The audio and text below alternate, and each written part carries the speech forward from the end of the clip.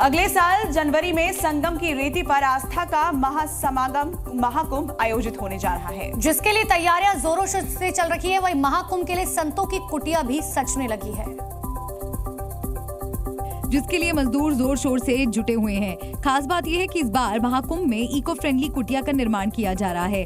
योगी सरकार की मंशा कुंभ मेला क्षेत्र को पॉलिथीन मुक्त रखने की है और सरकार की इस मंशा को आगे बढ़ा रहे हैं यहाँ शिविर लगाने वाली संस्थाएं और साधु संत।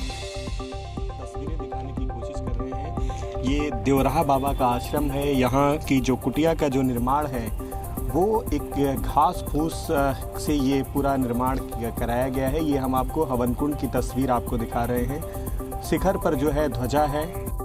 महाकुंभ क्षेत्र में शास्त्री ब्रिज के नीचे देवराहा बाबा न्यास शिविर में घास फूस का इस्तेमाल कर कुटिया बनाई जा रही है, जो बेहद आकर्षक है। पूरे शिविर में कहीं पर भी प्लास्टिक या फिर टेंट का इस्तेमाल नहीं किया गया, यानी ये शिविर पूरी तरह से इको फ्रेंडली है। हाँ, प्लास्टिक इसमें नहीं होता है। प्लास्टिक का एकदम हम लोग उपयोग नहीं करते हैं। ये थोड़ा सा अलग हटके है कि वो टेंट में थोड़ी ठंडी ज्यादा लगती है, इसमें ठंडी नहीं है। सिर्फ कुटिया ही नहीं बल्कि शिविर में हवन कुंड से लेकर यज्ञशाला का निर्माण भी इको फ्रेंडली है।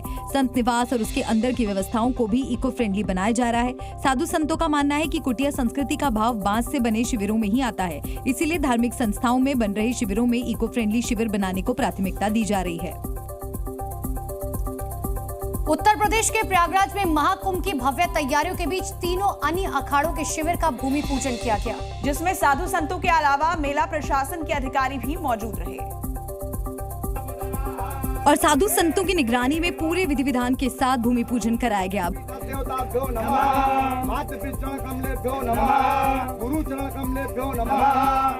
भूमि पूजन में बैरागी परंपरा के निर्वाणी अनी अखाड़ा, दिगंबर अनी अखाड़ा और निर्मोही अनी अखाड़ा के संतों के साथ मेला प्राधिकरण के अधिकारी भी मौजूद रहे। भूमि पूजन के बाद अब तीनों बैरागी परंपरा के अखाड़े के शिविरों का निर्माण कार्य भी शुरू हो जाएगा। तीनों अनी अखाड़े के वैष्णव संप्रदाय का आज भूमि पूजन है। अब भूमि पूजन होकर के अब मेला के कुशलता के लिए, राष्ट्र के कुशलता के लिए, सनातन संस्कृति के कुशलता के लिए ये हनुमान जी के ध्वज के पूजन हो गया। प्रदेश में आध्यात्मिक और सांस्कृतिक पर्यटन को और बढ़ावा देने में जुटी योगी सरकार अयोध्या की तरह ही एक और स्थल को आस्था का बड़ा केंद्र बनाने की तैयारी में है। वन गमन के वक्त जहां से प्रभु श्री राम ने गंगा पार की थी, प्रयागराज स्थित उस श्रृंगवेरपुर धाम को ऐसा बनाया जा रहा है कि वहां पहुंचते ही त्रेता युग का आभास होगा। इसकी स्मृति में 51 फीट ऊंची निषादराज गुह से भगवान राम की गले मिलते प्रतिमा स्थापित की गई है। जानकारी के मुताबिक प्रधानमंत्री नरेंद्र मोदी 12 दिसंबर को इसे तीर्थ क्षेत्र घोषित कर सकते हैं।